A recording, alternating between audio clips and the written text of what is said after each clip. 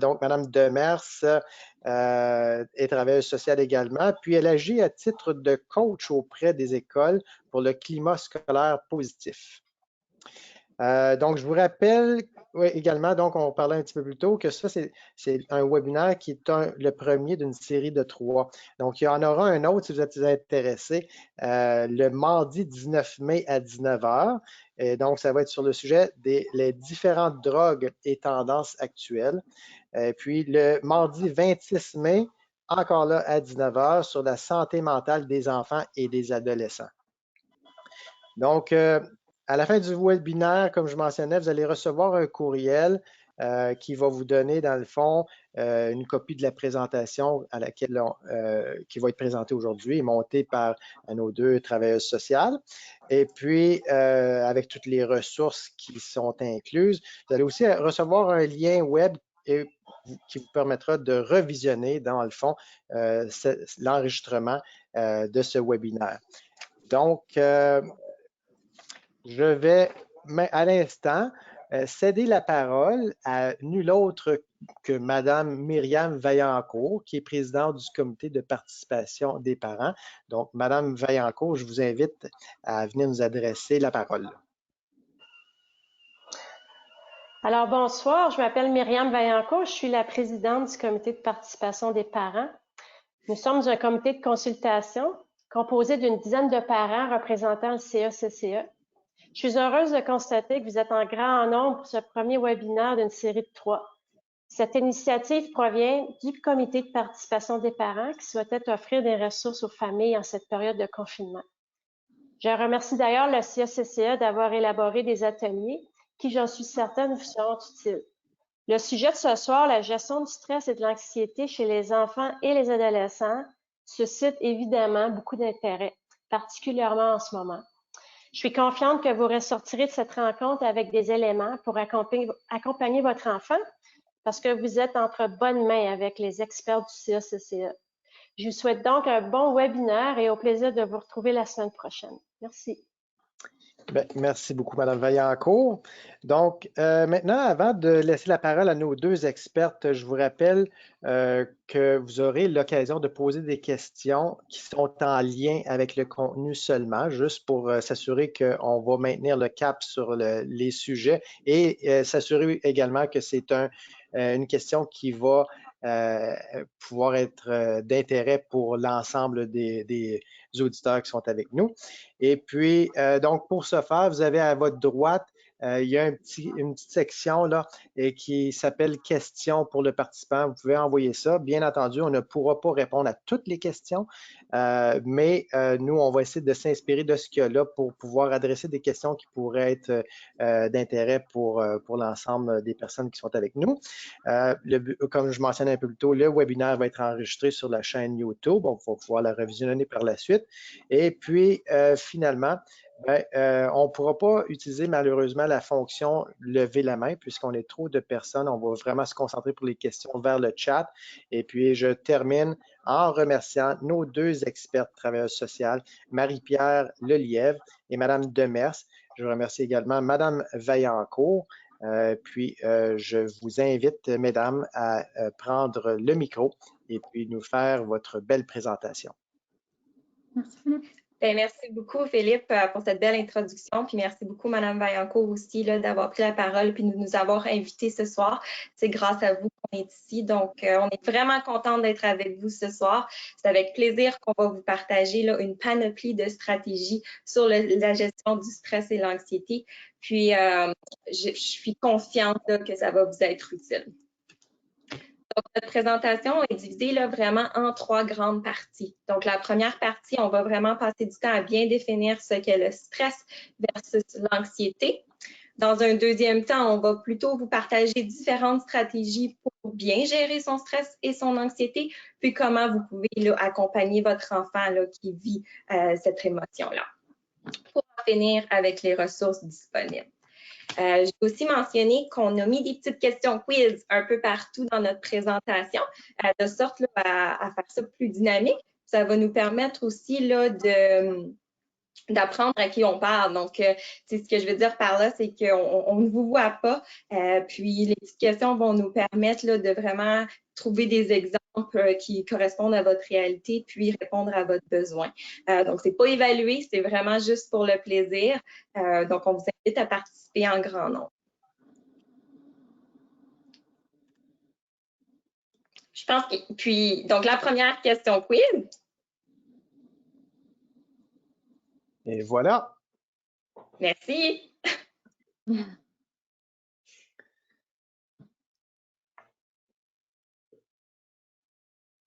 Donc, dans quel groupe d'âge sont vos enfants? Vous pouvez sélectionner votre réponse et puis ça va être intéressant de voir l'auditoire qui est avec nous.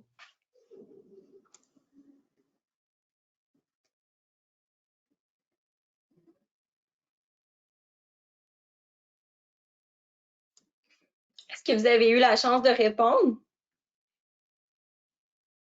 Donc, je crois qu'on devrait... Ah, voilà! Donc, on peut voir là que parmi nous, il y a beaucoup de parents qui ont des enfants âgés de 8 à 12 ans. Également, par la suite, de 13 à 15 ans.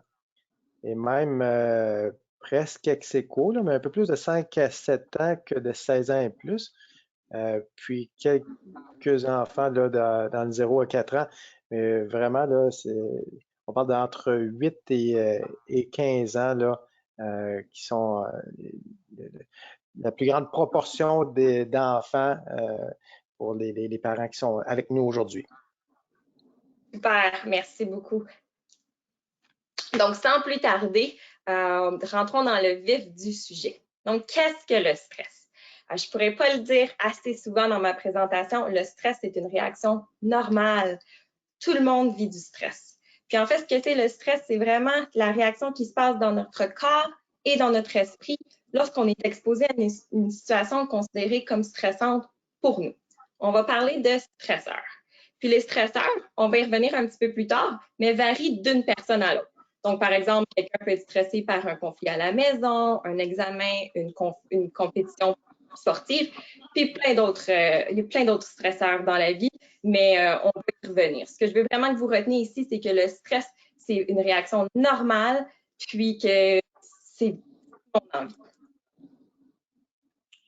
Est-ce que c'est bon ou mauvais, le stress? C'est une question vraiment difficile à répondre parce que, selon moi, en fait, le stress, c'est super utile. En fait, si la littérature démontre que le stress nous permet de performer. Il y a un lien super étroit entre le niveau de stress et le niveau de performance. Donc, quand on est capable de maintenir un bon niveau de stress, donc un niveau de stress optimal, on est capable de mobiliser toutes nos ressources internes pour faire face à la situation qui est plutôt difficile pour nous. Ça va nous permettre de rester éveillés, alertes, concentrés. Puis au contraire, si on vit un niveau de stress plutôt bas, on risque d'être désengagé, ennuyé, déconcentré, on risque d'avoir de la difficulté là, à maintenir sa concentration face à la tâche. Puis si on va de l'autre côté, puis on vit un niveau de stress vraiment extrême, on risque d'avoir vraiment de la difficulté à faire face à la tâche parce qu'on va être là, dans nos émotions, on va peut-être être désorganisé, déconcentré, manquer d'attention. Donc, ce qu'on veut, c'est vraiment d'utiliser notre stress comme notre allié pour être en mesure de faire face à la situation qui est plus difficile pour nous. Parce qu'il nous est vraiment utile quand on sait l'utiliser de la bonne façon. Donc, quand on sait comment utiliser nos stratégies pour bien le gérer. Un petit exemple comme ça, si on prend l'exemple d'une personne qui veut aller prendre une promenade dans le bois. La personne a un petit peu peur parce que c'est possible qu'il y ait des ours dans la forêt où elle s'en va prendre sa promenade. Donc, elle va faire de la recherche, elle va prendre des précautions. Elle a un niveau de stress là, assez gérable, donc elle va s'assurer d'avoir tous les éléments avec elle pour aller prendre sa marche dans la forêt et se sentir confortable. Donc, elle va s'assurer d'avoir des bons souliers, elle va s'assurer d'avoir tous les outils dans son sac pour avoir du plaisir. Quelqu'un qui n'a vraiment pas de stress par rapport à sa promenade en forêt, ne fera pas ces étapes-là de prendre des précautions. Ce qui veut dire que s'il arrive devant un ours, ça peut être dangereux pour sa survie, malheureusement. Puis de l'autre, à l'inverse, quelqu'un qui vit un niveau trop de stress en lien avec la possibilité de rencontrer un ours risque d'être tellement stressé de peut-être vouloir éviter la promenade en forêt ou peut-être même de ne pas avoir du plaisir parce qu'il va être tout dans ses pensées puis il va vivre beaucoup de trop de stress par rapport à l'idée de faire une marche en forêt. Donc, vraiment, cet exemple-là vous donne l'image que le stress, c'est super utile. Puis, il faut apprendre à le gérer pour pouvoir en faire notre allié puis pouvoir l'utiliser de façon efficace. Puis, justement, d'être en mesure de faire face à des situations qui sont plutôt difficiles. Donc, j'ai mentionné précédemment que le stress, c'est normal, puis que les stresseurs varient d'une personne à l'autre. Mais en fait, les réactions ressenties par le stress varient aussi d'une personne à l'autre. Donc, on en a mis quelques-uns dans la diapo. Donc, on peut parler aussi là, ça se peut que quand on est stressé, on vit de la sudation, des tremblements, des étourdissements, des maux de tête, le corps crispé, puis il y en a plein d'autres. Il y a une panoplie de symptômes qu'on peut ressentir quand on est stressé. Je vous invite à réfléchir à vos réactions face au stress. Est-ce qu'elles sont les mêmes chez vos enfants? La raison pourquoi je pose cette question-là, c'est que c'est super, super important d'être en mesure de reconnaître les symptômes de notre stress pour être en mesure d'utiliser une stratégie au bon moment. Donc, par exemple, si je le sais, quand je suis stressée, mon corps devient crispé, mes mains moites et je parle plus rapidement, bien, c'est à ce moment-là que je vais vouloir utiliser une stratégie. Puis pour vous, si vous êtes en mesure de reconnaître les signes chez votre enfant, vous êtes en mesure de lui partager une stratégie au bon moment pour éviter que le stress monte en intensité. Donc, ce que j'aime faire, surtout avec les enfants là, plus jeunes, c'est d'imprimer une silhouette vide, donc un corps vide, et de s'asseoir avec votre enfant, ou vous pouvez le faire avec un ado, ça peut être super intéressant aussi, puis de lui demander quand il est stressé, où il ressent le stress dans leur corps. Un peu comme l'illustration que vous voyez, et puis d'identifier, bon, moi quand je suis stressée, j'ai mal à la tête, donc je vais mettre un point sur ma tête, j'ai des maux de ventre, j'ai le cœur qui bat rapidement.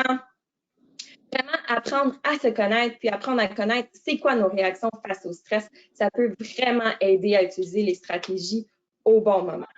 Puis comme je dis, ça varie d'une personne à l'autre. Donc, ça se peut que pour vous, vous devenez les mains moites, mais que pour votre enfant, il va plutôt le ressentir avec des maux de ventre. Puis l'exercice, comme je viens de vous présenter, ça permet à votre enfant de développer un vocabulaire aussi en lien avec les réactions face au stress. Puis peut-être aussi d'apprendre à découvrir c'est quoi la différence entre un vrai mot de ventre et une réaction face au stress. Parce que comme vous le savez, ça ne sera pas géré de la même façon. Puis on entend souvent ça chez les jeunes enfants, j'ai mal au ventre, j'ai mal à la tête. Puis en fait, parce qu'ils sont stressés, ils vivent une situation stressante. Donc, en sachant que c'est peut-être comme ça que votre enfant réagit face au stress, vous allez être capable de lui proposer des stratégies pour l'apaiser, pour revenir au calme. Donc, ça peut être super aidant. Puis pour votre ado, si vous avez un adolescent à la maison, vous pouvez juste simplement le nommer. Nommer les comportements que vous observez. Donc, si vous observez, par exemple, que votre adolescent parle rapidement, le visage rouge, les mains qui tremblent quand il vient stressé, vous pouvez simplement le dire. Je remarque que tu parles vite ce soir, tu sembles tendu, tes mains tremblent. Serais-tu stressé? Voudrais-tu qu'on en parle? Donc, de cette façon, vous ouvrez la discussion. Puis encore une fois, vous enseignez à votre adolescent ou à votre enfant à reconnaître lui-même les signes de son stress. Donc, bien que tantôt j'ai mentionné que les réactions sont super différentes, là, on réagit toutes d'une différente façon face au stress, mais les stresseurs sont aussi uniques à une personne. Mais il existe 4 grandes catégories qui habituellement peuvent causer du stress chez un enfant, chez un ado et même chez nous-mêmes. Donc, premièrement, quand on vit des situations nouvelles, donc, par exemple, un déménagement, une transition vers le secondaire, un changement d'enseignant, des nouveaux amis, tout ça, tout ce qui est l'aspect nouveauté, ça peut causer du stress. Deuxièmement, quand notre sens de contrôle est diminué. Donc, par exemple, on ne peut pas contrôler ce que les autres pensent de nous. Donc, c'est possible que ça cause un petit niveau de stress. On ne peut pas contrôler les examens, par exemple. Donc, c'est vraiment là, les situations où on perd le contrôle, ça peut engendrer du stress chez certaines personnes. Troisièmement, quand on a l'impression que notre personnalité est menacée. Par exemple, quand on fait une présentation orale, quand on a des essais pratiques pour une nouvelle équipe sportive, quand on est dans un contexte social où est-ce qu'on ne connaît pas tous nos amis, où on rencontre de nouvelles personnes. Donc, quand notre ego est menacé, on tend à vivre du stress en tant qu'humain à l'intérieur de nous-mêmes. Puis finalement, l'imprévisibilité. Donc, celui-là est super pertinent dans le contexte actuel parce qu'on ne pouvait pas prédire qu'un virus planétaire allait arriver, qu'une situation comme celle-ci allait se produire. Puis, c'est normal que ça cause un certain niveau de stress chez certaines personnes. Donc, d'autres exemples, une inondation, une tornade, tout ce qu'on ne peut vraiment pas prédire, l'imprévisibilité, c'est des situations qui peuvent créer du stress. Question quiz. Oh, oh, oh. Donc, quelles sont les situations qui causent le plus de stress à vos enfants adolescents? Premièrement, est-ce que c'est les situations liées à l'apprentissage à l'école, les situations reliées aux performances sportives, les situations sociales, donc par exemple ce que les autres pensent de nous, ce qui se retrouve sur les médias sociaux, le nombre de likes sur une photo, le conflit entre amis ou des peurs spécifiques. Donc, une peur spécifique, c'est par exemple, j'ai très, très peur des araignées, j'ai très peur des chiens, j'ai très peur des hauteurs. Donc, ici, Marie-Pierre, est-ce qu'on pose la question en termes d'intensité ou en termes de fréquence? En termes de fréquence, merci beaucoup. OK.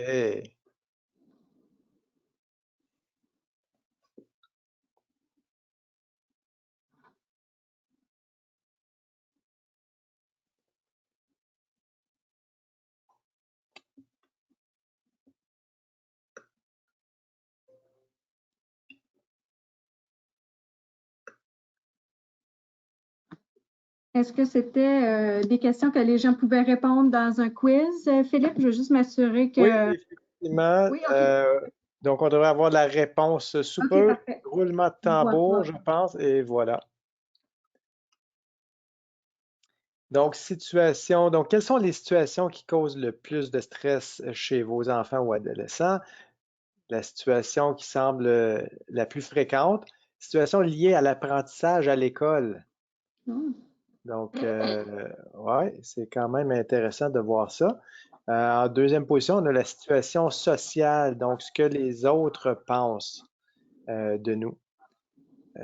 Donc, ça, je ne suis pas surpris de voir ça, moi, de mon côté. Conflit avec des amis, en troisième position, suivi des peurs spécifiques comme les araignées. Et puis, au final, situation reliée aux performances sportives. Est-ce que ça vous surprend? Non. Non? En fait, non, ça ne me surprend pas, mais c'est super intéressant. Puis, tout au courant de la présentation, on va vous présenter là, une panoplie de stratégies qui vont pouvoir vous être utiles pour vraiment accompagner vos enfants, vos ados dans les défis, dans les stress qu'ils vivent là, en lien avec ces différentes situations-là. Donc, merci beaucoup pour votre participation. Super apprécié. Puis, je cède maintenant la parole à ma collègue Mélanie.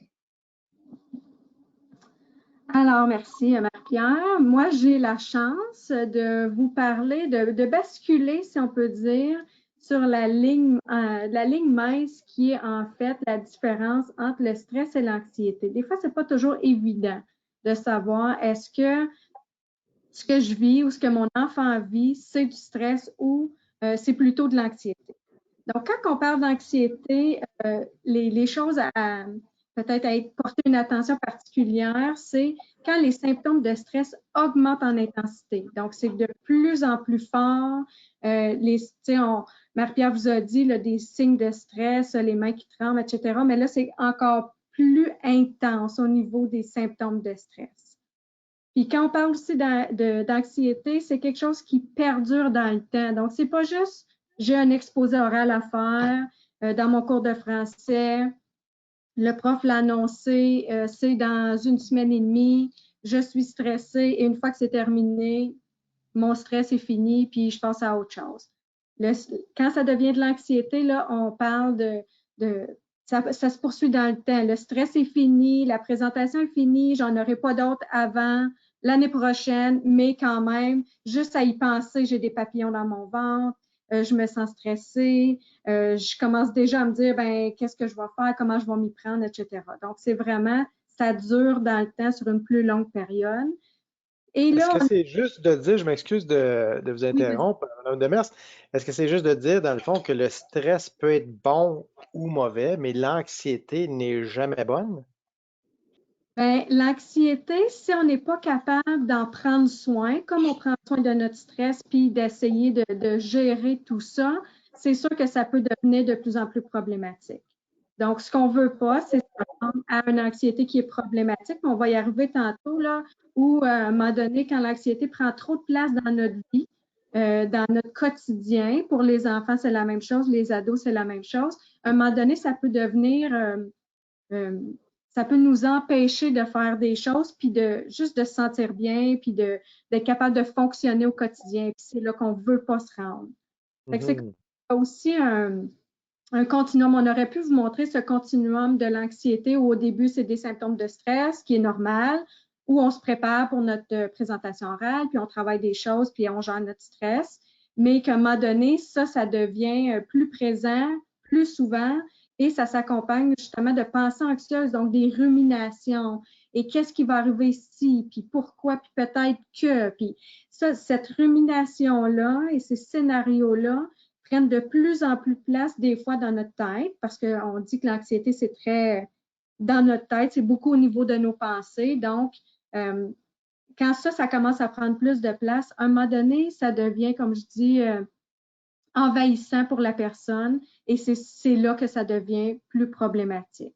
Donc, idéalement, c'est pour ça qu'on vous parle de stress, puis au long de la présentation, on va vous partager des stratégies de gestion de stress, puis qui va augmenter aussi en intensité pour que quand on devient peut-être plus anxieux, puis que ça prend plus de place, bien là aussi, on a d'autres stratégies. Puis si encore là, ça ne fonctionne pas, bien là, il y a de l'aide professionnelle qui peut arriver aussi. Mais on va vous adresser ça tout au long de la présentation, dans le fond. Mais ce qui est important à retenir pour l'anxiété, c'est quand vraiment ça prend plus de place. Puis quand ça devient, même quand le stress est plus présent dans le moment, les pensées anxieuses sont encore là, j'y pense, j'anticipe, et puis là, ça devient plus envahissant. Et c'est là aussi, à un moment donné, que ça devient comme un trouble anxieux. Donc, il y a des diagnostics, puis là, on va vous énumérer quelques troubles anxieux qui sont les plus fréquents chez les enfants, les ados. Mais le but ici, c'est pas de vous dire que vous puissiez identifier le diagnostic, par exemple, chez votre enfant. C'est juste pour que vous en ayez peut-être connaissance, pour dire, ben, je vais essayer d'observer ou de remarquer chez mon enfant qu'est-ce qu'il peut vivre, parce que mieux on peut cibler la source de stress, d'anxiété, peut-être c'est plus facile aussi de le travailler. Donc, ce qui revient le plus souvent chez les enfants, les ados, on parle d'anxiété généralisée, qui est plus des inquiétudes pour plein d'affaires. Donc, souvent, on a peur que quelque chose de grave arrive pour nous, pour les autres. Et on est tout le temps en train de s'inquiéter. Qu'est-ce qui va arriver? Peut-être qu'encore là, c'est beaucoup au niveau des pensées, tout ça. Anxiété de séparation, on le voit des fois un petit peu plus chez les petits, quand ils commencent la garderie, quand ils commencent l'école, avoir peur de laisser son parent, avoir de la difficulté peut-être à se coucher seul ou à s'endormir seul, donc d'avoir un petit peu plus besoin d'être rassuré. Mais quand ça devient de plus en plus problématique, bien là, on a des enfants qui ne veulent plus aller à l'école parce qu'ils ont peur qu'il arrive quelque chose à leurs parents, ou bien ils ne veulent pas se faire garder, encore là, ils ont peur, ou bien ça peut amener des difficultés aussi au niveau du sommeil, tout ça. Donc, anxiété de séparation quand même présente chez certains enfants et même des adolescents aussi.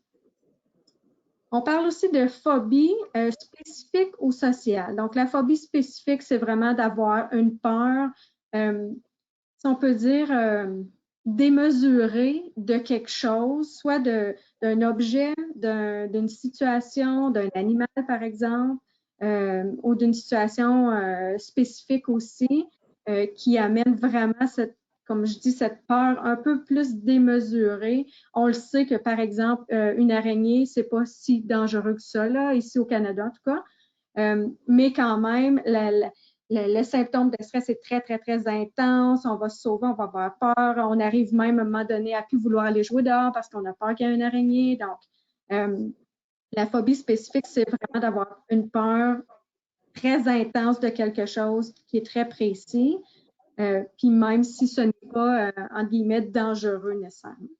Et la phobie sociale, ben, c'est encore là d'avoir peur de tout ce qui est relié aux relations sociales. Donc, quand Marie-Pierre parlait de ce que les autres vont penser de moi, ça touche beaucoup ça. Donc, avoir peur d'être ridiculisé, de faire quelque chose que je vais faire rire de moi. Quand on parle de présentation orale, là, des fois, pour les personnes qui ont une phobie sociale, c'est très, très, très difficile de faire des présentations orales. Donc, c'est encore là, c'est tout ce qui touche les relations avec les autres, de se faire des nouveaux amis, etc.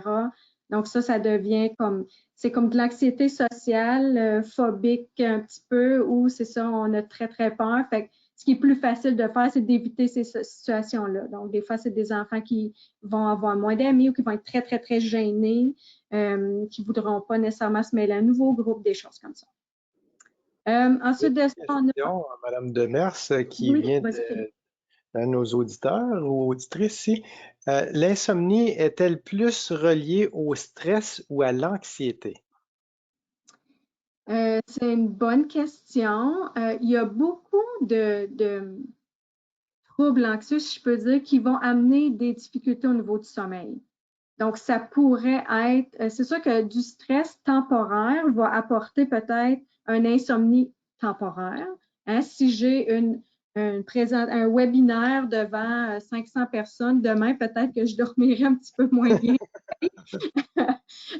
Mais c'est temporaire. Donc, c'est peut-être une insomnie qui est situationnelle, tandis que quand ça devient plus de l'anxiété ou on le rumine, bien là, je vais, sans même avoir un webinaire à faire, je vais me dire, et si on me demandait de faire un webinaire, mon Dieu, je ne serais pas capable de faire ça. Puis là, je vais le mijoter, ça va me ruminer et je ne serais pas capable de dormir. Ça pourrait m'empêcher de dormir aussi. Je pense que toute situation qui nous occasionne du stress peut occasionner de l'insomnie momentanément ou sur une plus longue période, mais l'insomnie n'est pas exclusivement reliée non plus aux troubles anxieux. Il y a d'autres choses, puis là, je pourrais peut-être pas vous dire tout ce qui peut causer de l'insomnie, mais certainement qu'il y a d'autres facteurs qui pourraient aussi contribuer. Donc, c'est pas parce que je fais de l'insomnie que nécessairement j'ai un trouble anxieux quelconque ou que mon enfant a un trouble anxieux.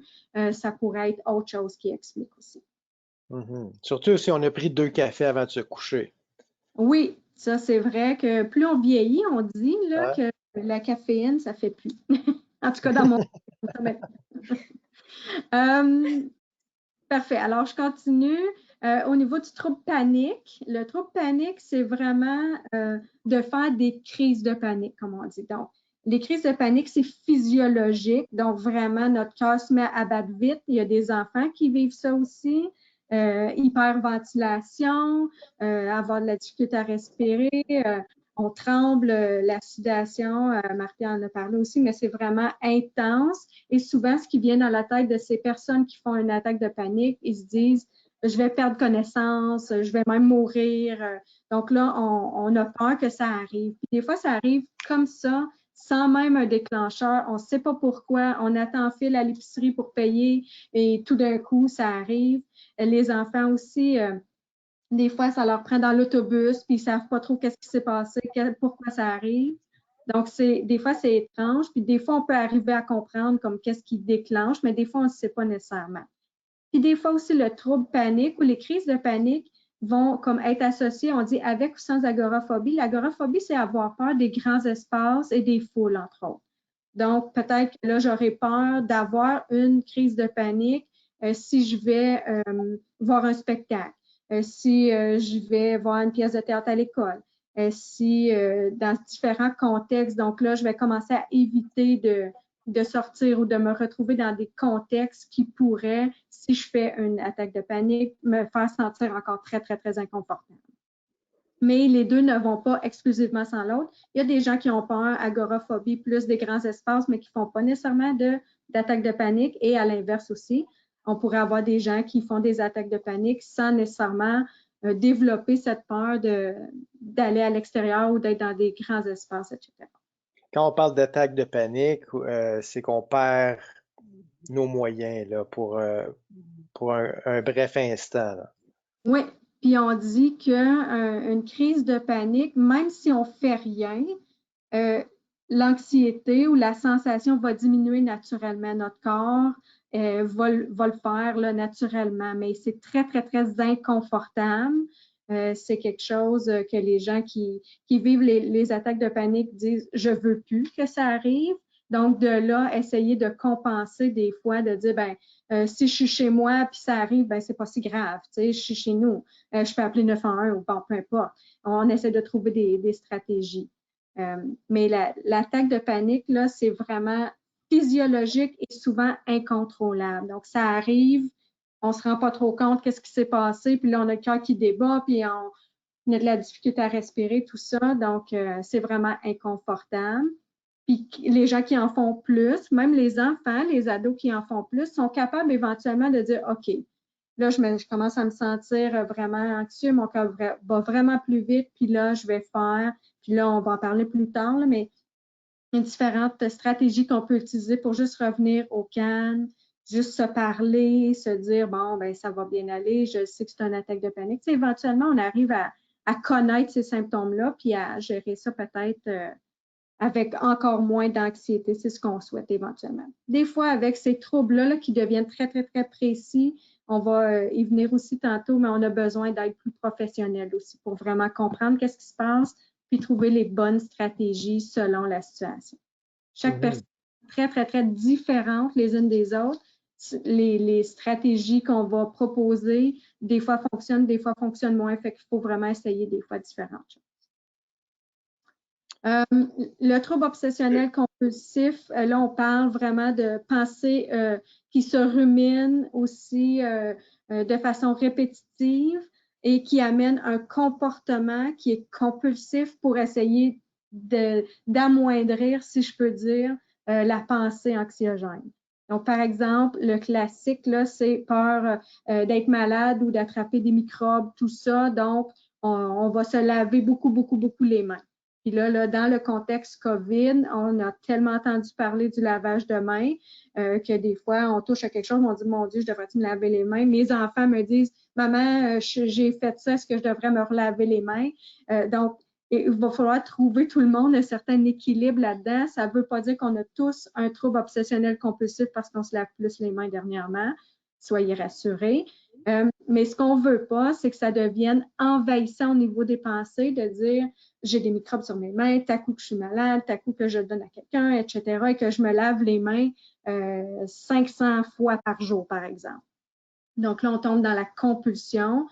Puis là, comme je dis, c'est situationnel avec la COVID-19, mais de façon générale, aussi même avant ça, il y avait des gens qui avaient très, très peur des microbes ou de d'autres choses d'autres pensées qui pourraient être vraiment envahissantes et qui amènent un comportement qui est répétitif. Ça pourrait être de se flatter, de se rassurer. Bon, il y a toutes sortes de comportements là, comme ça qui peuvent être compulsifs. Quelqu'un me mentionne ici se ronger les ongles. Est-ce que ça rentre dans cette catégorie-là ou même s'enlever la peau?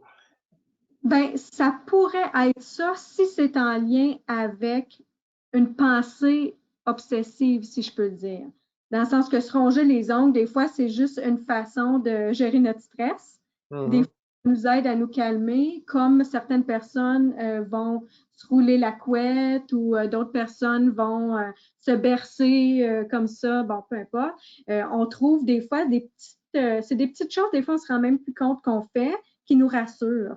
Donc, se ronger les ongles, selon moi, c'est un peu comme ça. Par contre, si tu deviens avec des blessures et que ça devient très, très, très problématique, puis la personne est très, très beaucoup de difficultés à arrêter de faire ça et que ça occasionne des problèmes et qu'il y a la pensée ruminative avec ça, je dirais que là, on tombe peut-être plus dans le trouble, ben, pas le trouble obsessionnel compulsif, mais c'est peut-être des symptômes de ça, puis il faudrait s'assurer de trouver des stratégies pour ça.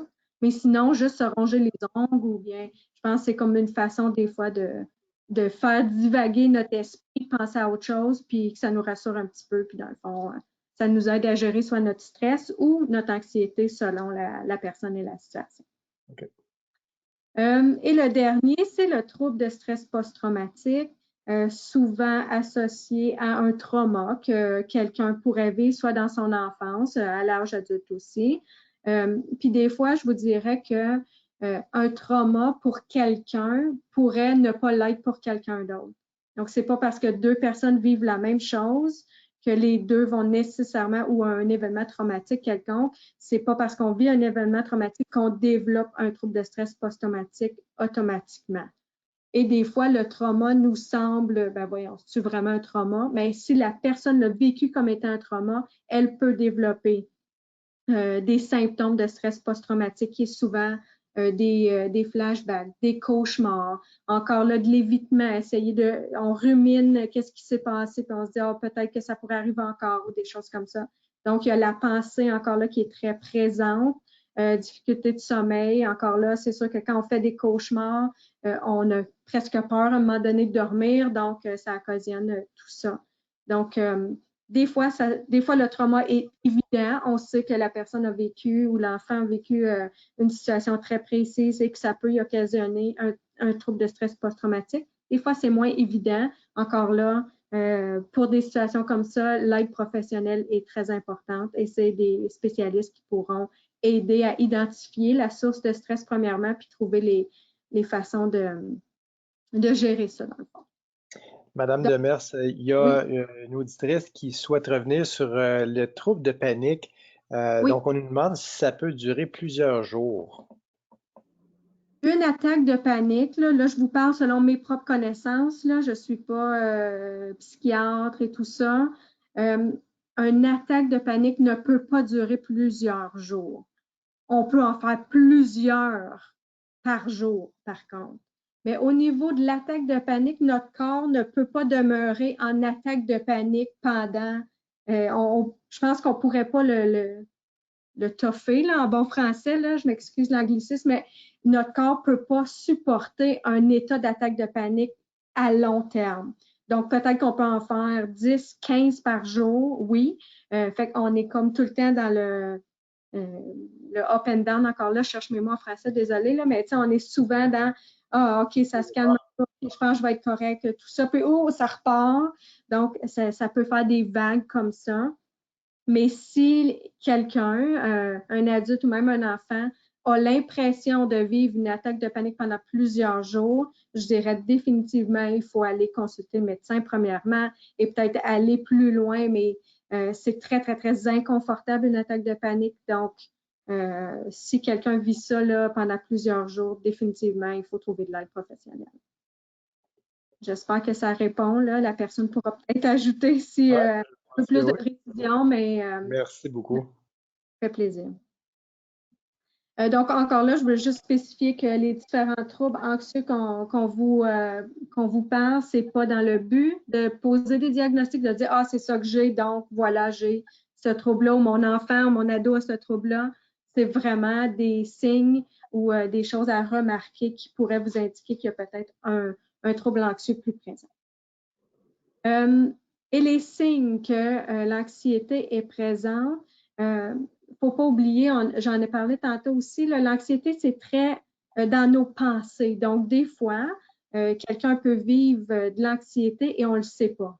Nous, on nous a dit qu'on était très, très calme au début du webinaire, mais on voulait savoir vraiment, est-ce qu'on était stressé un petit peu, beaucoup, anxieuse un peu, beaucoup.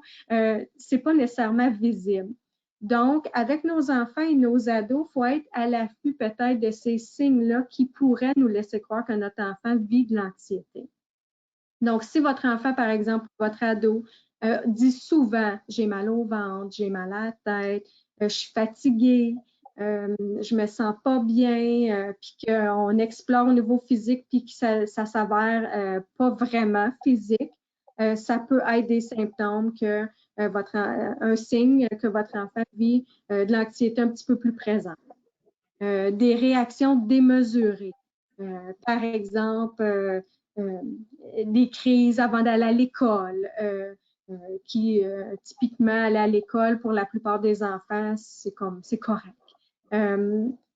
On dit quelque chose qui nous semble très banal, puis notre enfant se met à pleurer ou à crier, puis on dit, mon Dieu, qu'est-ce qui se passe? Donc, des réactions vraiment démesurées ou excessives à une situation qui, pour nous, nous semble assez banale, ça peut être un signe que pour votre enfant, c'est vraiment plus sérieux qu'on pourrait le penser. On a parlé tantôt aussi, problèmes de sommeil, l'insomnie, entre autres. Donc, des fois, avoir de la difficulté à s'endormir, avoir de la difficulté, ça pourrait aller avec le besoin d'être rassuré, là, mais d'être capable de s'endormir seul aussi. Donc, d'avoir besoin d'un adulte avec nous pour s'endormir. Puis, à l'inverse, ça pourrait être aussi un enfant, un ado qui dort tout le temps ou qui dort vraiment beaucoup. Donc, encore là, on s'entend que les ados ont besoin des fois de plus de sommeil, ils se lèvent très, très tard. Inquiétez-vous pas, ça ne devient pas problématique parce qu'ils se lèvent plus tard. Mais vraiment, souvent, on va le voir dans un changement là, par exemple, notre enfant avait de l'énergie, tout ça, puis là, il commence à dire plus souvent que il va aller se reposer dans sa chambre. On se rend compte qu'il dort toute l'après-midi. Puis ça arrive souvent. On a parlé tantôt, les signes d'anxiété, ça perdure dans le temps. Donc, c'est pas juste une journée, je suis fatiguée, mais ça demeure présent. Donc, soit beaucoup, beaucoup, beaucoup de sommeil, soit très peu de sommeil, qui peut occasionner d'autres difficultés aussi au niveau de la journée. Le besoin d'être rassuré, j'en ai parlé, mais tu sais, votre enfant va dire, ouais, mais tu sais, s'il arrivait telle affaire, puis qu'est-ce que tu ferais si telle affaire arrive, puis tu sais, on sent qu'il y a des pensées qui les inquiètent. Donc, des fois, on va leur dire, ben non, tu sais, s'il arrive ça, tu vas voir, on va trouver une solution. Bon, peu importe. Les enfants ou les ados peuvent avoir besoin d'être plus rassurés qu'à l'habitude. Ça peut amener des difficultés à se concentrer et là, tout est interrelié. C'est sûr que si j'ai mal au ventre pendant mon cours de maths, ben c'est sûr que j'ai de la difficulté à me concentrer. Donc, tu sais, des fois, les choses s'entrecoupent, mais ça peut être un signe que votre enfant vit de l'anxiété, d'avoir de la difficulté à se concentrer, surtout à l'école. Vous parlez des difficultés du stress relié à l'école, ben ça amène souvent une difficulté à se concentrer qui pourrait amener des baisses au niveau des notes scolaires, par exemple, ou même de l'assiduité, donc de vouloir moins aller à l'école, tout ça, parce qu'on veut des fois éviter des situations stressantes ou anxiogènes à l'école. Les difficultés dans ses relations avec les autres, ça peut être plus de conflits avec les amis, ça peut être aussi de se retirer de son groupe d'amis, donc de ne plus vouloir des relations avec les autres, s'isoler, passer plus de temps dans sa chambre. Avant, elle aimait aller jouer au hockey dans la rue, mais là, elle ne va plus. Même les amis sont dehors, mais elle ne veut plus aller dehors, ne veut plus jouer avec les autres. Donc, ça aussi, c'est des signes que peut-être c'est pas juste temporaire encore là, donc c'est quelque chose qui revient, puis peut-être qu'on veut poser des questions, essayer de voir qu'est-ce qui se passe. Et le charmant cercle vicieux de l'anxiété. Donc, tantôt, je vous ai parlé d'un continuum où des fois, au début, on vit du stress, puis là, on a une petite ligne mince entre le stress et l'anxiété. Puis des fois, on bascule dans ce cercle vicieux d'anxiété-là, qui est, dans le fond, d'avoir peur de quelque chose. Peu importe une situation, un objet, qui amène ces pensées-là d'inquiétude et tout ça, qui amène ce sentiment d'impuissance, de dire, OK, mais je ne sais pas quoi faire avec ça, je ne me sens pas bien, je ne peux rien faire, ça arrive comme ça, bon, au niveau des pensées, puis du sentiment que c'est incontrôlable des fois. Puis quand on sent que c'est incontrôlable, ben là, des fois, on arrive dans « je ne serai pas capable d'affronter ça ». Je ne suis pas capable, je me sens, on dit sentiment d'être petit, donc de sentir qu'on n'est pas capable d'affronter les situations, puis que si on n'est pas capable, moi, si je pense que je ne suis pas capable de sauter en bungee, ben je n'irai pas sauter en bungee. Donc, mais si je pense que, ben oui, je suis capable de faire ça, ben je vais peut-être prendre des bonnes précautions, mais je vais le faire. Mais quand on tombe dans le manque de confiance, donc de se dire je ne serai pas capable d'affronter ça, ben là, de plus en plus, nos perceptions deviennent erronées. C'est comme si l'objet ou la situation qui nous fait peur devient de plus en plus grande. Et quand on dit des fois, par exemple, la peur de l'araignée, une araignée, c'est pas nécessairement dangereux. Même des fois, les enfants, ils vont dire, ben je sais que c'est pas si dangereux que ça, mais j'ai vraiment peur quand même. Fait que là, la peur grossit de plus en plus, augmentation de l'anxiété, et là, on est dans ce cercle-là de je me sens pas bien, je suis stressée, j'ai peur de telle chose, je serai pas capable d'affronter ça. Donc là, on tombe aussi dans l'évitement des situations. Donc, on dit fuite de la peur. Donc, là, si j'ai peur de faire une présentation orale, ben c'est sûr que la journée de la présentation orale, je vais être malade. Ou bien, je vais tout de suite dire à mon enseignant, je peux pas le faire. Puis on essaie d'éviter, puis on essaie de trouver des façons de se sortir de cette situation-là. Et plus on évite les situations stressantes, plus on se dit qu'on n'est pas capable et moins on se sent capable d'affronter la situation stressante. Et là, on est dans ce cercle vicieux-là. Donc, vraiment, ce qui est important, c'est de bien cibler la source. Qu'est-ce qui cause cette anxiété-là? D'essayer différentes stratégies. Marie-Pierre va vous en proposer plusieurs là, dans quelques minutes. Donc, de trouver des stratégies pour essayer de gérer cette peur-là puis de l'affronter à son rythme. Chaque personne est différente. Donc, par exemple, un enfant qui a peur de l'eau, on ne va pas le lancer dans la piscine nécessairement. Hein, on va comme l'apprivoiser, on va lui dire, ben regarde, c'est pas dangereux, tu as appris à nager, tu peux avoir une bouée. Bon, on va essayer de mettre en place certaines choses pour rassurer l'enfant et lui dire, tu es capable de faire ça. Et d'y montrer et d'y faire vivre qu'il est capable. Puis quand on se sent capable, ben là, on se dit, OK, ben je vais le faire. Puis là, on essaye des choses, puis là, on tombe moins dans l'évitement. Une des choses qui augmente notre sentiment d'anxiété, c'est beaucoup le fait d'éviter. Parce que, comme je dis, plus on évite, plus on tombe dans ce cercle vicieux-là d'anxiété.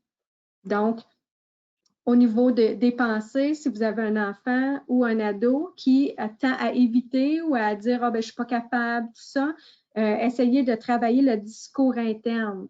De dire qu'est-ce que tu peux te dire au lieu de dire « Je ne suis pas capable ». Qu'est-ce que tu peux te dire d'autre dans ta tête? Puis de les amener à trouver des façons de reformuler parce que spontanément, on dit « Ah, ben non, je ne suis pas capable ». Je ne suis pas capable de faire ça, j'ai peur, je ne pourrais pas. OK, ben oui, tu as peur, c'est correct d'avoir peur, on a tous peur de quelque chose. Qu'est-ce que tu peux te dire dans ta tête pour t'aider à affronter ça?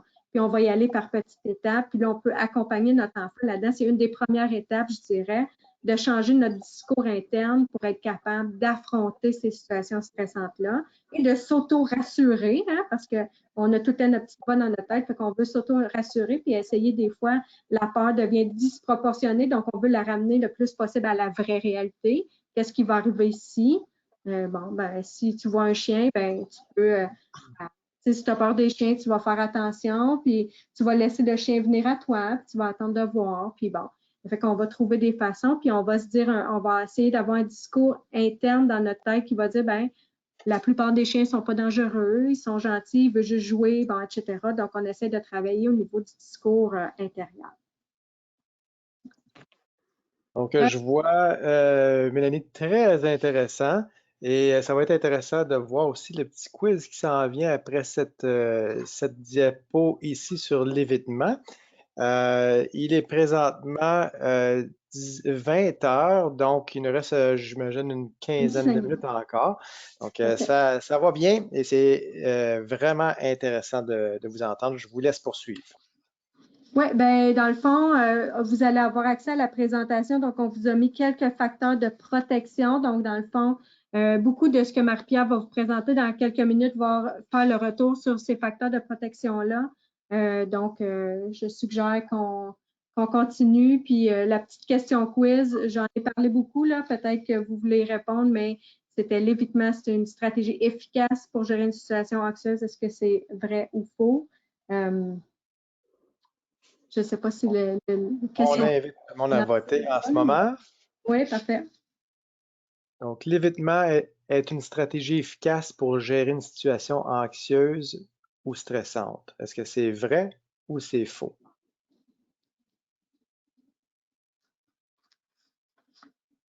Ça va être intéressant de vous entendre, du moins, sur cette cette réponse-là.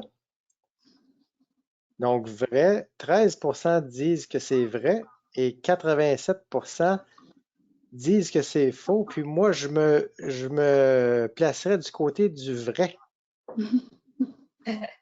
En fait, c'est une stratégie efficace à très court terme parce que ça nous permet dans le fond, de diminuer notre sensation de stress ou d'anxiété, mais à long terme, c'est pas une stratégie efficace parce qu'on continue à se dire qu'on n'est pas capable d'affronter ça, puis tout ça, puis on va continuer d'éviter, puis en évitant, ben on développe pas notre capacité à faire face à cette situation. Donc, à long terme, des fois, c'est ce qui peut occasionner de plus en plus d'anxiété. Donc, à court terme, oui, c'est vrai que ça fait du bien d'éviter, mais à long terme, on essaye peut-être de trouver d'autres stratégies, comme Marie-Pierre va vous parler dans quelques minutes. Donc, c'est une stratégie qui fonctionne, mais qui n'est pas à conseiller. À long terme, oui. Exactement. Oui, en fait, là, on va y aller rapidement parce qu'il reste là, 15 minutes, là, mais on vous a mis le lien là, vers une vidéo. Puis la vidéo a été créée par des élèves du conseil. Donc, on vous invite là, à le visionner là, sur votre propre temps. C'est super intéressant. Ça définit la différence vraiment entre le stress et l'anxiété. Donc, sans plus tarder, je vais vous parler des stratégies préventives. Donc, qu'est-ce que vous pouvez faire dans votre quotidien pour favoriser un climat de bien-être, pour favoriser le bien-être de vos enfants? J'utilise ici le mot bien-être parce que les stratégies que je vais vous présenter ne sont pas nécessairement là, seulement utiles avec la gestion du stress et de l'anxiété, sont utiles avec la gestion de toutes les émotions difficiles à gérer. Puis si vous mettez en place les petits trucs et conseils que je vais vous donner dans les prochaines minutes, ça peut vraiment aider à même gérer certains comportements difficiles de vos enfants ou vos ados, puis de gérer leurs émotions. Donc, premièrement, construire une relation positive avec son enfant ou son ado. Comment on fait ça? Donc, la première chose à faire, c'est de passer du temps de qualité avec son enfant, son ado. C'est certain que des fois, on est occupé, on vit des choses aussi dans notre vie. Ça ne peut pas toujours être parfait, là, je vais le nommer souvent, mais passer du temps de qualité avec son ado, avec son enfant, échanger des petites histoires, poser des questions sur ce qui se passe dans sa vie, écouter ce qu'il nous raconte sans jugement. Puis essayer là, de vraiment comprendre sa réalité et comment lui, il voit les choses, comment votre enfant, votre ado interprète le monde qui l'entoure.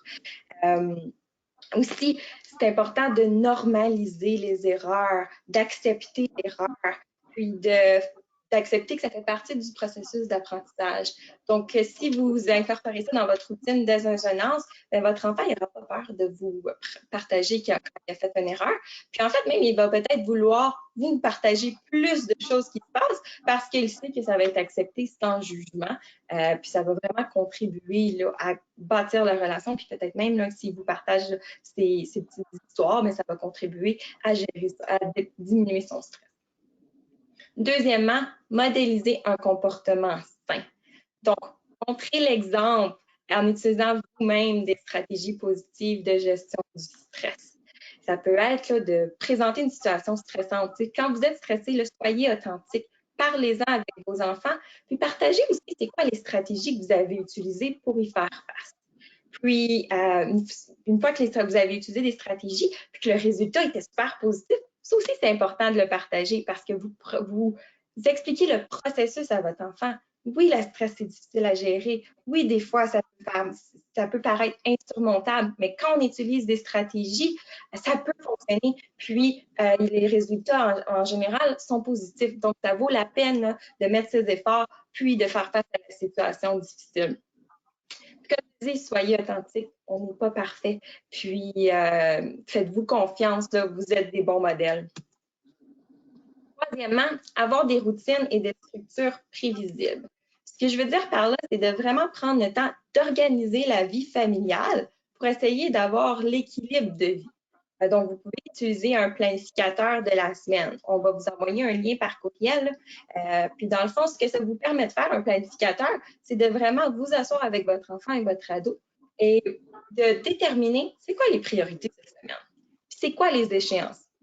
Donc, savoir qu'on a encore le temps de faire nos tâches, qu'on a encore le temps de faire certaines choses, ça peut contribuer à descendre le niveau d'anxiété ou le niveau de stress en lien avec avec ce qui est à venir. Prenez le temps aussi là, de bien cibler des temps libres. Parce que oui, on veut une routine, oui, c'est super important, mais on veut aussi prendre le temps de prendre soin de soi. Puis on veut éviter là, d'être super rigide, puis que ça devienne pratiquement là, une tâche là, de vivre au quotidien. Donc, on veut des temps libres, on veut une structure, on veut assigner des tâches. On sait, là, des fois, ça peut devenir difficile d'être toujours à la maison, mais si on a vraiment une belle routine, une belle structure, puis qu'on sait que tout le monde sait les attentes, les tâches à accomplir, ça peut contribuer à diminuer le sentiment de stress et d'anxiété. Un qui est très important aussi, si vous avez un enfant ou un adolescent qui est stressé, c'est de dire à l'avance quand il y a un changement dans l'horaire. Si vous faites un planificateur ou si vous lui dites que quelque chose s'en vient, il va s'attendre à ce que ça arrive. Donc, c'est important de lui dire si vous planifiez là, changer son horaire. Donc, le quatrième, c'est de favoriser les saines habitudes de vie. Mélanie en a parlé précédemment. C'est important là, de rester actif. On sait que c'est un petit peu plus difficile durant le confinement, mais aller prendre des marches, bouger, aller courir, encourager vos enfants à faire ça aussi. Faites-le en famille, ça peut être super gagnant parce que c'est prouvé qu'il y a un lien étroit entre une bonne santé mentale et l'exercice physique. Préparez des repas santé. Suivez là, dans la mesure du possible les recommandations du guide alimentaire canadien. Des super bons trucs. Puis la troisième que je trouve super important, c'est de parler de vos émotions, puis d'encourager les membres de votre famille à le faire de même. C'est super simple de parler de ses émotions, puis si vos enfants le voient que vous le faites, ils vont être encouragés à le faire eux aussi. Le cinquième, que je veux nommer, c'est prendre leurs craintes et leurs inquiétudes au sérieux. Donc, c'est possible que votre enfant vous partage une petite situation, puis pour vous, c'est banal. Mais s'il vous le partage, dites-vous que c'est important. Puis pour lui, c'est sérieux. Donc, s'il vous en parle, il veut être validé, il veut en discuter. Prenez le temps de normaliser ses émotions. Tu sais, parfois, on veut des choses comme ça va bien aller. Si on prend l'exemple la peur des araignées, c'est facile de dire ben non, les petites bébites ne mangent pas les grosses. On entend souvent ça. Mais je vous invite à réfléchir. Est-ce que ça vous a déjà aidé quand vous aviez une peur de vous faire dire ben non, tu t'en fais pour rien? C'est sûr qu'on veut bien faire, c'est sûr qu'on les écoute, mais prenez le temps de poser des questions. Puis d'essayer de comprendre ce qui leur fait vraiment peur, c'est quoi leur inquiétude. Maintenant, on va entrer dans des outils vraiment plus concrets de la gestion du stress ou de l'anxiété. Donc, qu'est-ce qu'on peut faire quand on vit du stress? Vous avez tous, sans doute, déjà entendu parler de l'importance de bien respirer. Donc, dans cette diapo, on vous a mis certaines stratégies, on les a divisées, là, puis vous allez recevoir tout par courriel. On a divisé enfants-ados. Ici, ce que je veux vous retenir dans l'importance de bien respirer, c'est vraiment de prendre une grande respiration par son nez, d'expirer par la bouche, puis aussi de ne pas se décourager. Des fois, on essaie une stratégie, puis ça ne semble pas fonctionner, puis on la met de côté, puis on dit ça ne fonctionne pas pour moi, mais continuez d'essayer, parce que c'est vraiment là, à force de la mettre dans votre routine que vous allez en récolter les bienfaits. Puis le bien respirer, puis les exercices de cohérence cardiaque, ça nous permet de garder un calme intérieur, de revenir à un état de calme intérieur. Ça nous permet de revenir à un état concentré. Ça augmente la tension, puis ça diminue la réactivité émotionnelle. Donc, il y a beaucoup, beaucoup de bienfaits à prendre des grandes respirations.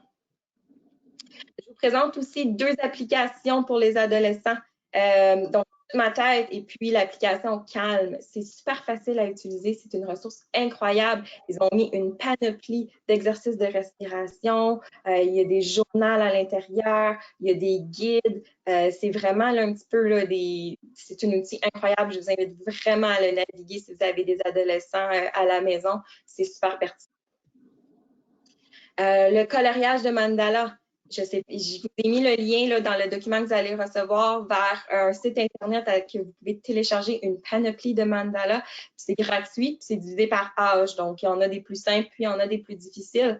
Le mandala, c'est une activité qui s'apparente à la méditation. Ça permet vraiment là, de retrouver un calme intérieur. Quand on est assis, puis on passe du temps à dessiner, puis on choisit bien nos couleurs, on revient on vit le moment présent, c'est super gagnant pour la gestion du stress et de l'anxiété.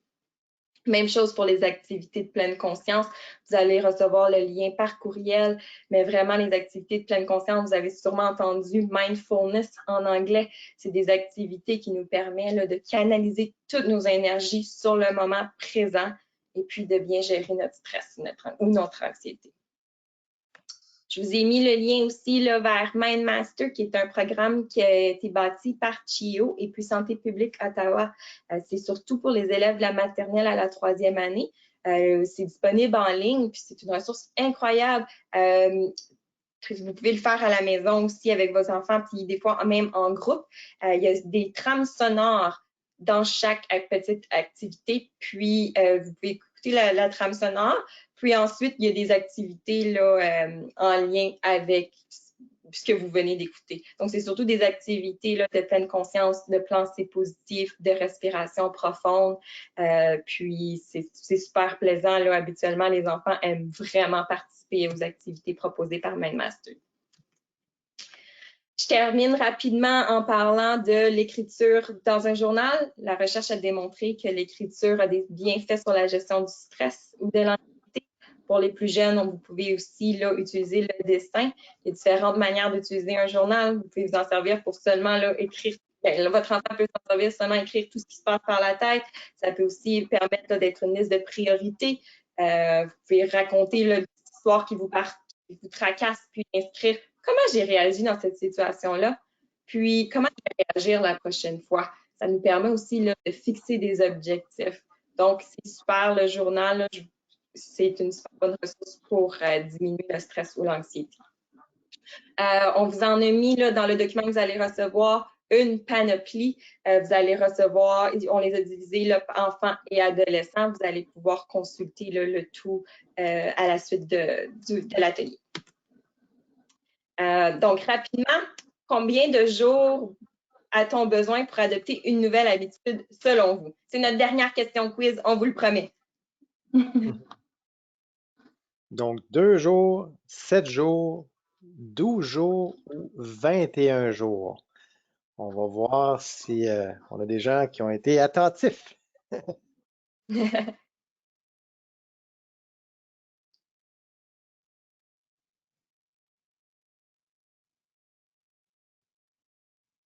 On devrait voir les résultats apparaître dans quelques secondes. Et voilà. Donc, on a la réponse la plus populaire, 21 jours. Vous avez bien raison. Ça prend oui, bravo. pour adopter une nouvelle habitude. C'est pas facile de changer une habitude. C'est pas facile d'incorporer une nouvelle stratégie dans notre routine. C'est pour ça qu'il faut persister. Puis n'hésitez pas là, à continuer d'essayer, puis ça va être difficile. Pensez à quelque chose que vous avez voulu apprendre ou changer, puis à quel point c'est difficile. Je donne souvent l'exemple de conduire manuel, à quel point ça peut être difficile d'apprendre à conduire manuel. Puis au début, c'est difficile, puis après ça se fait naturellement. Donc, c'est la même chose pour les stratégies. Essayez-en une pendant 21 jours. Accompagnez votre enfant dans l'adoption d'une stratégie. Puis après 21 jours, ben, je vous encourage à en essayer une autre, peut-être 2. Puis vraiment, après 21 jours, évaluer la pertinence ou l'efficacité de la stratégie que vous avez essayée. Donc, je passe la parole à ma collègue Mélanie qui va terminer la présentation. Et là, c'est la partie, je pense que je vais essayer de vous faire ça dans un gros 5 minutes là, parce que je vois l'heure aussi défiler. Mais ce qui arrive éventuellement, c'est que là, on vous a proposé plein de stratégies. On les essaye selon les besoins et les intérêts aussi de vos enfants. Vous essayez des choses, vous pouvez les accompagner là-dedans.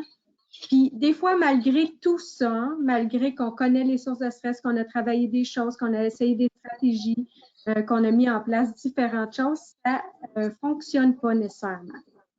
Donc, si vous remarquez que de plus en plus souvent, les émotions sont plus sensibles, sont plus intenses, que ça a un impact sur les activités quotidiennes de votre enfant.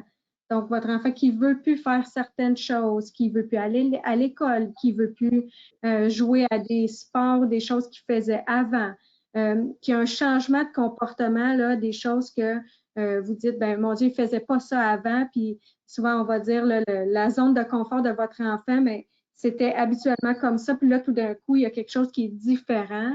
C'est là qu'il faut dire, OK, ben là, il faut que je passe à une autre étape. Peut-être que j'ai besoin de faire autre chose pour aider mon enfant, mon ado à surmonter ça. Donc, qu'est-ce qu'on fait à ce moment-là? Première chose, c'est d'essayer d'ouvrir la communication. Donc, d'essayer d'en parler avec votre enfant, votre ado. Parler de vous. Parler de j'ai remarqué que. Essayer de mettre des faits plutôt que il me semble que. J'ai remarqué que tu es plus souvent dans ta chambre. Toi, tu aimais ça avant, aller avec tes amis, ça m'inquiète. Qu'est-ce qui se passe? Veux-tu qu'on en parle? Donc, de poser des questions que votre enfant ne peut pas répondre par oui ou non, donc qui va être peut-être amené à vous expliquer qu'est-ce qui se passe, puis de rassurer, puis de dire, regarde, je suis là avec toi, puis on va essayer de trouver des solutions ensemble, puis choisir le bon moment pour en parler aussi, c'est important parce que si votre enfant vient de faire une crise de larmes ou une situation très, très anxiogène, c'est peut-être pas le bon moment d'en parler. Donc, quand on est calme, quand votre enfant est calme, vous pouvez même lui dire, hey, j'aimerais ça qu'on ait une petite jasette un peu plus tard aujourd'hui. Qu'est-ce que tu en penses si on va manger un petit dessert? Ou bien on se fait un dessert spécial, ou bien on va se balancer dans notre cours, puis j'aimerais ça jaser un petit peu. Donc, comme ça, on peut déjà prédire à notre enfant qu'on a le goût de jaser. Ou on peut aussi profiter d'un moment plus spontané, comme si on est dans l'auto, par exemple. Souvent, quand on est côte à côte, c'est moins menaçant. Donc, des fois, on ne s'en rend pas compte, puis les enfants, surtout les ados, vont s'ouvrir un petit peu plus quand ils ne sont pas comme « il faut que je te parle et je t'écoute ». Donc, des fois, ils ont besoin de plus de spontanéité. Donc, dans l'auto, en faisant la vaisselle, en prenant une marche, quand on est dans une situation plus relaxe, même en écoutant la télé, par exemple, en écoutant une émission qui parle d'un sujet, des fois, c'est une belle porte d'entrée pour dire « Ah, ben moi, j'ai remarqué que pour toi aussi, des fois, ça a l'air comme ça. Est-ce que c'est le cas? Est-ce que tu as le goût qu'on en parle? » Tout ça. Donc, on essaie d'ouvrir la discussion. Puis dire à votre enfant, comme je pense qu'on a essayé des choses, ça ne semble pas fonctionner, puis je pense que tu as besoin d'un petit peu plus d'aide. Qu'est-ce que tu en penses? Puis là, d'amener votre enfant à collaborer, si je peux dire, dans le fond, d'être d'accord, de dire, OK, ben je pense que oui, je suis prête à aller voir quelqu'un. Souvent, le médecin de famille, c'est la première porte d'entrée. Donc, c'est quelqu'un qui peut évaluer, surtout quand votre enfant a des maux physiques, là, j'ai souvent mal au ventre, à la tête, tout ça. Et des fois, le rendez-vous médical permet d'éliminer la section physique. Puis après ça, on peut dire, OK, ben là, c'est vraiment du stress, de l'anxiété. Et votre médecin de famille peut vous suggérer des choses. Puis il y a aussi d'autres ressources dans la communauté que vous pouvez consulter pour vous appuyer avec ça. Mais y aller vraiment au rythme de votre enfant puis dire, regarde, je vais aller avec toi ou si tu veux aller toute seule, c'est correct aussi, mais je vais aller te reconduire, je vais aller te chercher. Donc, on offre un appui selon le niveau de confort de votre enfant. Ben, quand ils sont plus jeunes, évidemment, on les accompagne peut-être un petit peu plus, mais pour les ados, on ne veut pas non plus les brusquer là-dedans parce que des fois, on a moins de résultats positifs aussi. Donc, on y va à leur rythme. Et n'oubliez pas que aider quelqu'un qui vit de l'anxiété, c'est difficile comme parent. Donc, il y a la ligne de soutien aux parents qui existe. Vous pouvez appeler, dire, ben moi, mon enfant vit ça, puis je m'y prends de telle façon. Est-ce que je fais la bonne chose? Des fois, juste de valider ou bien d'avoir d'autres idées pour aider votre enfant et prendre soin de vous là-dedans, aller chercher du soutien. C'est comme l'analogie du masque à oxygène dans l'avion. On dit qu'on devrait mettre notre masque comme adulte en premier et après ça, on met le masque à notre enfant. Bien, il faut être en mesure d'aider notre enfant, il faut prendre soin de nous aussi. Donc, aller chercher de l'aide, ça peut être une ligne de soutien aux parents ou ça peut être des gens dans votre entourage aussi qui peuvent vous appuyer aux besoins, mais on essaie de ne pas rester seul avec ça parce que des fois, c'est pas facile nécessairement. D'ailleurs, je pense que justement dans cette présentation, il y a plein de ressources que les auditeurs, auditrices vont pouvoir aller consulter parce que effectivement, il y a des personnes qui ont des questions beaucoup plus pointues. Alors là, on va pouvoir, grâce à tous les liens qui vont leur être transmis à la fin de la présentation, on va partager un lien Drive. Ces ressources-là vont être présentes, puis ils vont pouvoir les consulter par la suite pour avoir le maximum de ressources possibles pour pouvoir appuyer leurs enfants. C'est ça. On vous a mis des ressources d'information au début. On vous a mis, il y en a plusieurs. Puis après ça, il y a des services de clavardage pour vos jeunes que vous pouvez leur suggérer de faire. Jeunesse J'écoute, entre autres, et bureau de service à la jeunesse, et les organismes d'aide aussi. Donc, sur le site du Conseil aussi, vous allez avoir tous les organismes pendant la pandémie qui offrent des services peut-être un petit peu différemment, mais qui sont quand même ouverts. Donc, vous allez avoir accès à toutes ces ressources-là dans votre communauté aussi.